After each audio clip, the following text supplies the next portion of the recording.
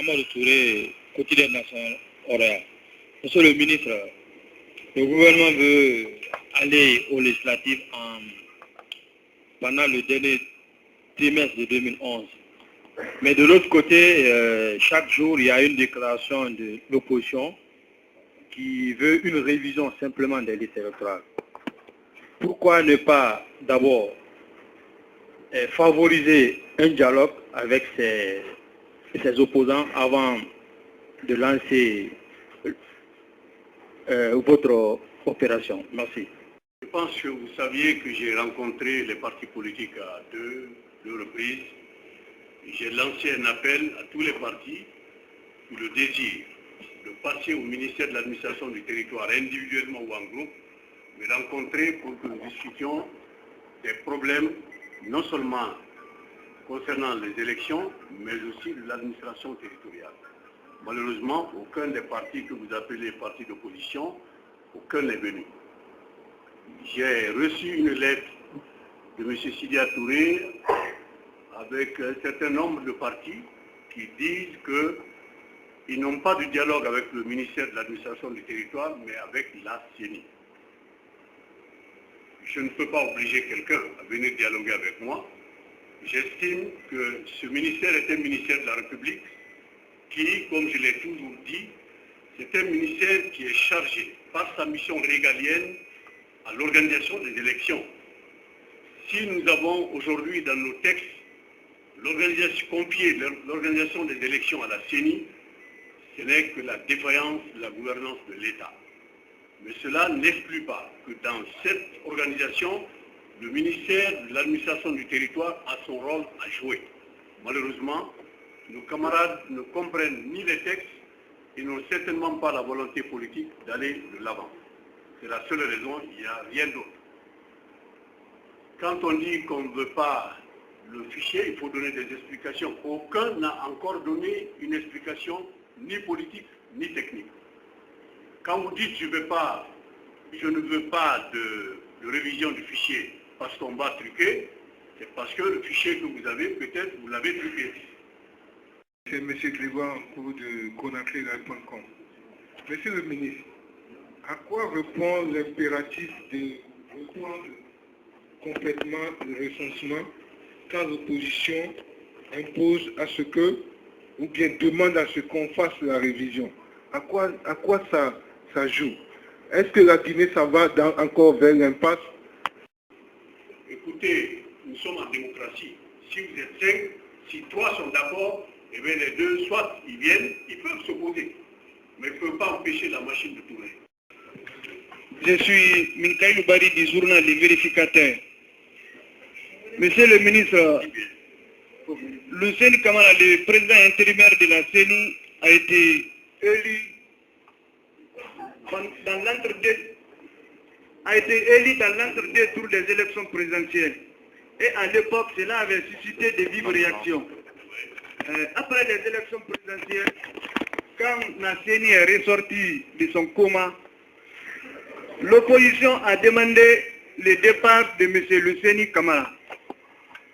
Le 16 juin dernier, vous avez signé un protocole d'entente avec lui. Et vous venez de dire tout de suite que la CENI n'est pas légitime. Est-ce que vous croyez à la légitimité du pacte que vous avez signé avec le président intérimaire de la CENI, Lucien Nabi? Je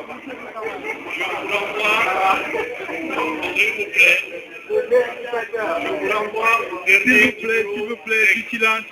Silence, s'il vous plaît. Du silence. Je vous renvoie au dernier numéro du LEX. Vous savez, quand le ministère de l'administration du territoire a dit que la CENI est illégitime, ils sont incompétents techniquement, la même opposition nous a dit c'est cette CENI-là qui va organiser, c'est elle qui a organisé les présidentielles, c'est elle qui va organiser les législatives. Vous pouvez le vérifier, j'ai écrit une lettre CRT pour demander à Mme Rabia Diallo non seulement la dissolution, mais de mettre en place une CENI restructurée, ce qui a été demandé par l'audit. L'audit qui a été commandité par l'Union européenne. J'ai le texte ici. Vous pouvez vous regarder. J'ai le texte de l'audit. j'étais personnellement opposé à la CENI. Mais quand vous lisez les journaux, on dit que le ministère n'a pas le droit de parler, c'est la CENI qui doit parler. Je dis, donnez-nous une CENI qui répond aux conditions actuelles. Il ne faut pas faire de ça un problème personnel. Ce n'est pas le CENI, c'est les 25 membres. C'est la CENI en tant qu'institution que je dis qui n'est pas crédible. Et je dis que cette CENI-là, ce qu'elle a fait aux élections présidentielles, elle a montré son incompétence. Et la corruption dont je parle aussi, mot ouvert, se trouve dans ce document. Mais qu'est-ce que vous voulez? Quand je demande la dissolution de la CENI, on dit oh, c'est la Constitution. Tous les partis d'opposition, Cellou Dalein l'a dit au moins 3 fois, ils veulent que ce soit cette CENI. Ils ne veulent pas du CENI. Mais ce n'est pas moi qui ai mis du CENI là-bas. Moi, mon cadre qui est là-bas, il a signé une pétition contre l'État, je l'ai enlevé. Il faut qu'on soit clair. L'État, qu'on l'aime ou qu'on ne l'aime pas, l'État est là. Si vous êtes fonctionnaire, il y a des choses que vous ne devez pas faire. Moi, j'ai été ministre de l'Ancien à côté, il y a eu des choses graves. J'ai refusé de dénoncer haute voix, pas parce que j'avais peur. Je n'avais pas peur. Mais il y a quand même le droit de réserve. Il y a des choses qu'on ne peut pas faire. Je n'entends pas. Je m'appelle Macky Sow de la radio Nostalgie.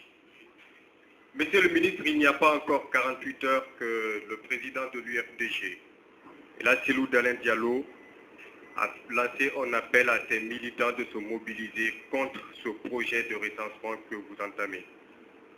Alors, tenant compte, sachant bien sûr de ce score qu'il avait au deuxième tour, 42%, est-ce que vous ne pensez pas que cette mobilisation de ces militants puisse avoir un impact sur ce processus que vous voulez commencer très bientôt? Monsieur Cellou Dalein Diallo aurait dû être beaucoup plus démocrate et patriote. S'il veut lancer aujourd'hui, au jour d'aujourd'hui, je ne suis même pas certain que ce soit 42%. La Guinée ne sera pas comme la Côte d'Ivoire. Cellou Dalein n'est qu'un responsable politique et je ne crois pas qu'il ait la majorité des Guinéens qui vont le suivre. Nous aimons notre pays, nous voulons éviter à notre pays la guerre. S'il veut la guerre, il y a des pays qui sont en guerre, il n'a qu'à aller là. Il peut demander à ses partisans de le suivre, ils peuvent aller. La Somalie est en guerre aujourd'hui. Nous ne voulons pas de guerre en Guinée et je vous assure que l'État défendra la Guinée et les Guinéens. Nous n'avons pas peur de ces déclarations. Il y a eu d'autres déclarations, plus incendiaires. Il aurait été mieux pour Cellou Dalein quand le professeur Alpha Condé lui a tendu la main. Ce n'est pas bon d'être haineux. Quand vous perdez une élection, on vous tend la main et vous l'acceptez. Vous avez des militants qui sont avec vous, qui sont des beaux cadres, qui aimeraient aussi faire leur carrière et qui aimeraient servir ce pays. Mais si vous les mettez dans une situation de ce genre, lui il s'en fout, il se balade aux États-Unis, il va partout, il a de l'argent. Et ça même, comme il y a des souris, attendons les résultats historiques.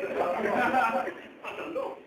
Si ce que vous allez dire à ces militants, et ces militants de suivre, ça, il est responsable de ce qui va se passer. Et croyez-moi, l'État, personne n'est au-dessus de la loi. Personne.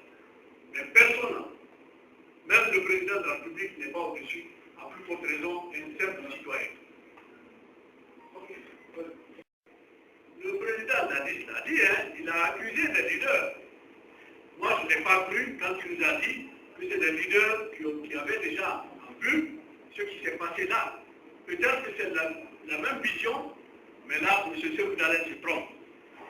Il n'a qu'à dire à ses militants de descendre. Aucun ne descendra. Et s'ils descendent, ils trouveront l'État devant eux.